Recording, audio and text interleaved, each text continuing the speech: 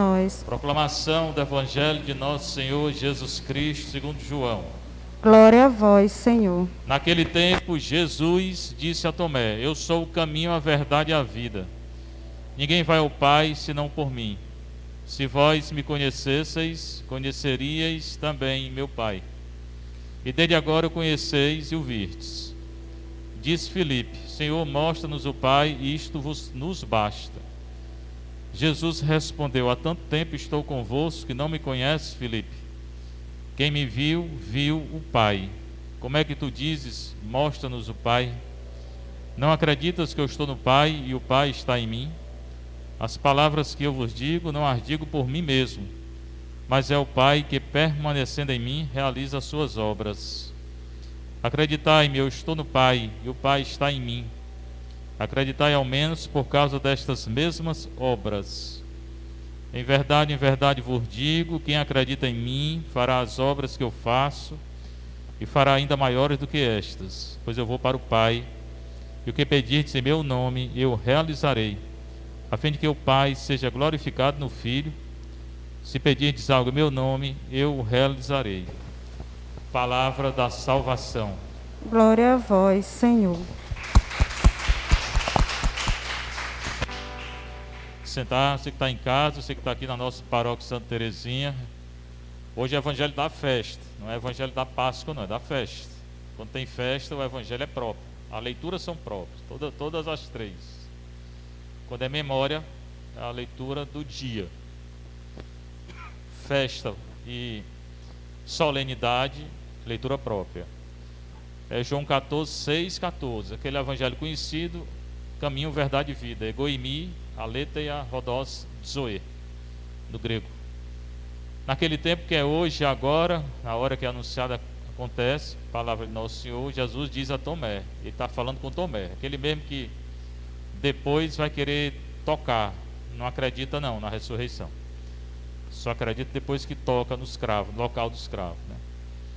E ele diz exatamente isso: eu sou o caminho, a verdade e a vida. Eu sou Deus, é a mesma expressão de Deus no Antigo Testamento, Êxodo 3,14, eu sou aquele que sou. Então, quando ele diz eu sou, em João ele está dizendo eu sou aquele Deus do Egito, de Êxodo 3,14. É uma revelação de Deus. Eu sou igual a Deus, eu sou igual ao Pai. É isso que ele está dizendo.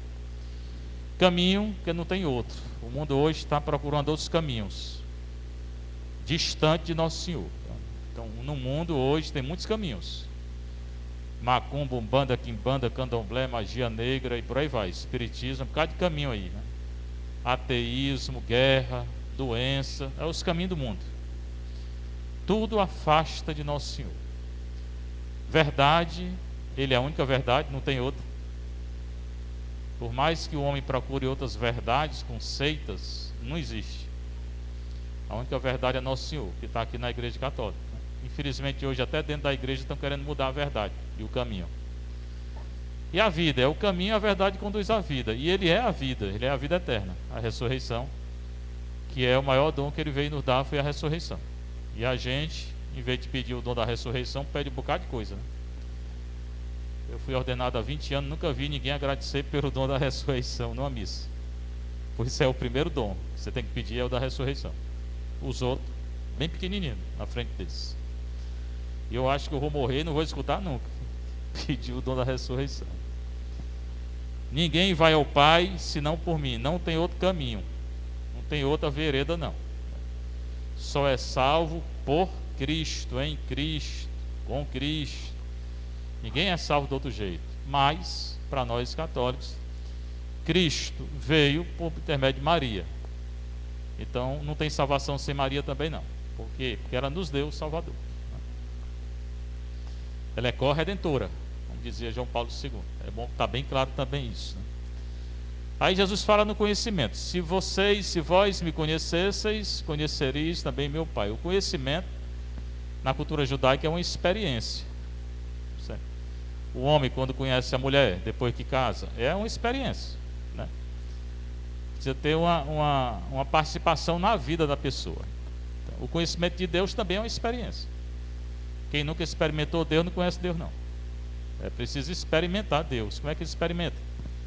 Bem simples, às vezes está bem aperreado, vem confessar, está muito cheio de coisa, preocupado. Aí confessa, já sente uma paz, depois comunga, sente uma grande paz. Pronto, isso aí é uma experiência de Deus. Às vezes é bem simples, se a gente procura coisa grande, Deus se manifesta nas coisas bem pequenas. Hoje eu vi um testemunho bem bonito na internet, às vezes a internet tem coisa boa. Coisa boa, uma mãe tinha um filho que ela gostava muito, e o menino morreu num acidente de avião. Não sei quantos anos tinha não, um jovem. Trabalhava numa companhia e morreu. Aí ela ficou muito abalada, e durante muito tempo, muitos anos, depressão, isso, aquilo, até que ouviu falar em Medjugorje, aparição de Maria em Medjugorje. Ela foi. E num dia, chegando lá em Medjugorje, foi numa igrejinha que fica a 20 quilômetros da cidade. Igreja pequena para missa. Ainda muito abalada com esse negócio do filho dela. Eles chegaram, o grupo dela chegou bem tarde, assim, na missa. Aí, como chegaram tarde, ficaram lá atrás, né? É costume, né? Quem chega depois fica atrás lá. E lá atrás tinha um menino, no último banco, desenhando. O menino estava até de costa para o altar, criança mesmo, 5 anos, desenhando no papel lá. Aí aquele menino chamou a atenção dela, né? Ela se aproximou. Aí o menino deu o desenho para ela. Era um desenho de um avião. Na hora ela se lembrou do filho dela. E o menino, que é croata, né, que é lá a Croácia, botou um avião, desenhou um avião, botou uma cruz e botou uma estrela.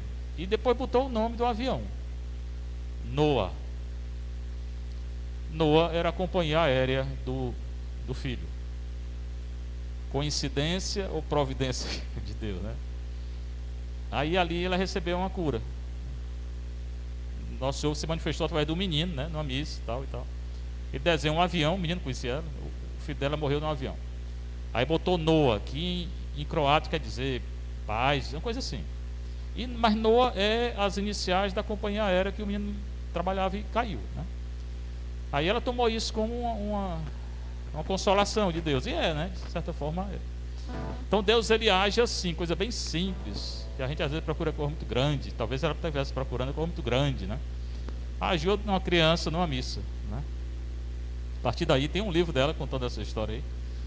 A partir daí ela ficou curada da depressão e tudo. Pois bem, esse é conhecer a Deus. Ali ela conheceu, ela teve uma experiência de Deus através de uma criança. O conhecimento é exatamente isso, tem que ter uma experiência com Deus, né? Mas Deus usa a criança, usa as pessoas, muitas vezes.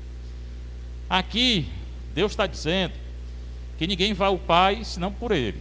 E se eles, os apóstolos, conhecessem Jesus, conheceriam o Pai. E se conhecesse o Pai, conheceria Jesus. Por quê? Porque Jesus e o Pai é um só.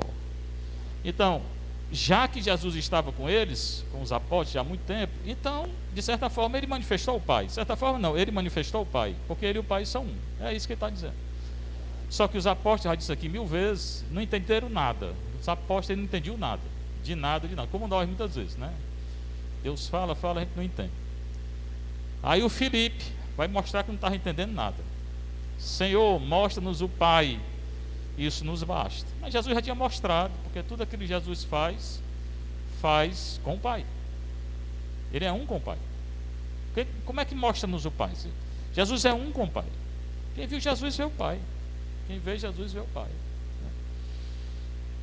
E Jesus respondeu: há tanto tempo estou convosco e não me conhece, Filipe, né? Então o Filipe tinha entendido nada. Nada, tudo aquilo que Jesus tinha dito, eles não entenderam nada. Engraçado, né? A gente pensa que eles eram tudo santo, nenhum era santo. Se torna santo depois. Quem me viu, viu o Pai. Quem vê Jesus, vê o Pai. Quem vê o Espírito, sente o Espírito, é o Pai e o Filho. Quem sente o Pai é o Filho e o Espírito. Quem sente o Filho é o Pai e o Espírito. Não pode separar. É um Deus só. Quem me viu, viu o Pai. Como é que tu dizes? Mostra-nos o Pai. Não acreditas que eu estou no Pai e o Pai está em mim? Não, ele não acreditava. Nenhum deles acreditava. As palavras que eu vos digo, não as digo por mim mesmo, mas é o Pai que, permanecendo em mim, ele é um com o Pai. Aí repete: realizas as suas obras. Então o Pai realiza as obras que ele quer através do Filho. Como? Sinais que Jesus faz, curando, expulsando demônio, multiplicando pão. É só Jesus? Não, é o Pai, o Filho e o Espírito. Quem cura, quem perdoa é o Pai, o Filho e o Espírito. São 3 pessoas, mas um Deus só. Só que eles não entendiam, e muitos de nós não entendem ainda, né? Às vezes passa a vida toda na igreja e faz aquela separação total, né? É como se tivesse com o Pai, é só o Pai. É não, você está rezando para o Pai, é para o Pai, para o Filho e para o Espírito. Está rezando por Jesus misericordioso? É, pois é Ele, o Pai e o Espírito. Está rezando a oração do Espírito Santo? Pois é o Pai, o Filho e o Espírito. Não tem como separar, não. Se separar é uma heresia grande na igreja católica. Os católicos não entendem, muitos não entendem isso, né? É um Deus só, é bom não esquecer. Portanto, as obras que nosso Senhor faz, quem faz é o Pai nele, que é um Deus só. Acreditai-me, eu estou no Pai e o Pai está em mim. Ele está dizendo, eu sou Deus igual ao Pai, eu sou Deus igual ao Pai, eu sou, ego em mim, eu sou Deus igual ao Pai. Acreditai ao menos por causa dessas mesmas obras. Se não quer acreditar em Jesus, acredita ao menos nas obras aí, né? Nas curas que ele faz, na expulsão do demônio, na multiplicação do pão, andou sobre as águas. Quem que pode andar sobre as águas? Ou Deus ou alguém que está muito perto de Deus, né?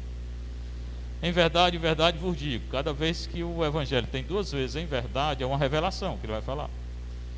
Quem acredita em mim, fará as obras que eu faço, e fará ainda maiores do que estes. Nosso Senhor está dizendo que aquilo que ele fez, curar, expulsar o demônio, andar, tudo, estar sobre o mar, a gente pode fazer. Por que não faz? Porque não tem fé. Simples. Simples assim. Porque não tem fé. Tudo que ele fez, se tiver fé, faz. Está aqui, está escrito aqui. Não pode mudar o que nosso Senhor falou. E os santos fizeram, muitos santos aí, né? Que não é o santo que cura, não, é Deus através do santo. Como era Deus através de Cristo. Como é Deus através de Maria. É sempre Deus. Mas faz, né? Se a pessoa tiver fé. Ou quem reza, ou quem recebe a oração. Pois eu vou para o Pai, agora anuncia a morte. Eu estou voltando para o Pai. E o que pedires em meu nome, eu realizarei. Nosso Senhor está dizendo, né? Aquilo que a gente pedir no nome dele, ao Pai, ele faz. Desde que tenha fé. Porque tem gente que passa a vida toda pedindo e não consegue, não. Por quê? Porque não tem fé. Ou Deus não quer dar, né? Em Mateus, Lucas e Marcos, ele fala que se 2 ou 3 estiverem reunidos no meu nome, o que pedirdes eu darei. Aqui está falando 2 ou 3 não, está falando mesmo, basta 1. João é mais radical, né? Eu realizarei o que pedirdes em meu nome, a fim de que o Pai seja glorificado no Filho. Quando é que o Pai é glorificado no Filho? Aqui é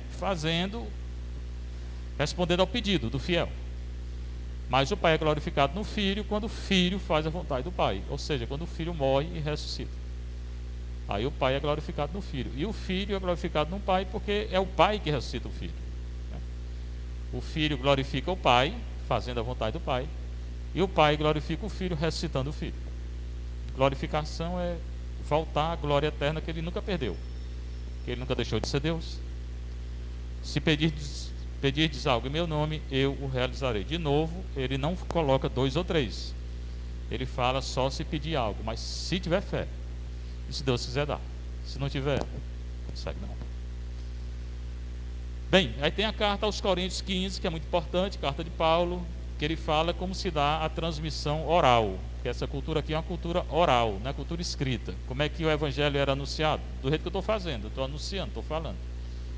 O evangelho era falado, pregado, aí eles escutavam e passavam adiante. Aí repetia o que escutava, outro repetia, outro repetia, outro repetia, ouvia, repetia, ouvia. Era assim que o evangelho, foi assim que o evangelho foi anunciado. É pela escuta e pela pregação. Não tinha escrita não, como tem hoje. Aos poucos foram aparecendo os escritos. Uma carta de Paulo no ano 57, o evangelho de Marcos no ano 65, o evangelho do outro no 85, 95. Aos pouquinhos foi aparecendo. Mas mais importante era a pregação oral, que é isso que eu estou fazendo aqui, né? Ele explica isso: quero lembrar-vos o evangelho que eu vos preguei. O evangelho foi pregado, anunciado, e que recebeste, eles escutaram, e no qual estáis firmes. Escutar para quê? Para seguir. Para estar firme é seguir. O quê? O evangelho que foi pregado, e não ficar escutando e fazer o contrário, né? E também acontece muito hoje nos católicos, né? Porque a igreja é contra o divórcio, muitos se divorciam. Contra o aborto, muitos católicos fazem aborto. Contra a eutanásia, já tem católico fazendo eutanásia, matando os velhos, né? Contra a droga, tem católico que, né, pega a droga. E por que pega se não é católico, não? Por que faz? É porque não acredita, né? União civil de gente do mesmo sexo se casando, não pode. Tem católico querendo. Ideologia de gênero ensinada nas escolas, não pode. Tem católico que aceita. É porque não é católico. O negócio de dizer que é católico só de nome. O católico é quem escuta e faz, e não quem fica, né, escutar e ficar calado. Essa criança tem que sentar também e assistir a missa, viu? As crianças a gente ensina a rezar, não é ficar passeando dentro da igreja, não.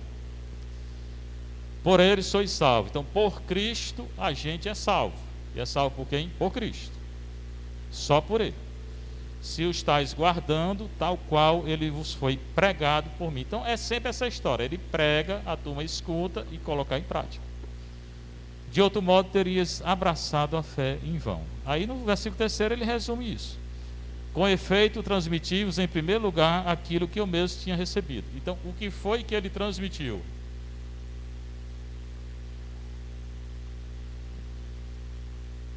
Igreja não é jardim de infância, é casa de oração. Com efeito transmitivos em primeiro lugar aquilo que eu mesmo tinha recebido, que é que Cristo morreu por nossos pecados, segundo a Escritura, foi sepultado e ressuscitou ao terceiro dia. Tá? Ele morre e ele ressuscita. O anúncio da igreja primitiva é esse: morte e ressurreição. E esse é o anúncio que nós temos que fazer, né? É isso aí, respeitando a igreja, né? Não adianta. Que foi sepultado, que ao terceiro dia ressuscitou, que apareceu a Cefas e depois aos 12. É esse o anúncio da ressurreição. Mais tarde apareceu a mais de 500 irmãos de uma vez. Desses a maioria ainda vive e alguns já morreram. Depois apareceu a Tiago. Aí ele se estende na primeira carta até o Tiago. Por quê? Porque é a festa do Tiago, né?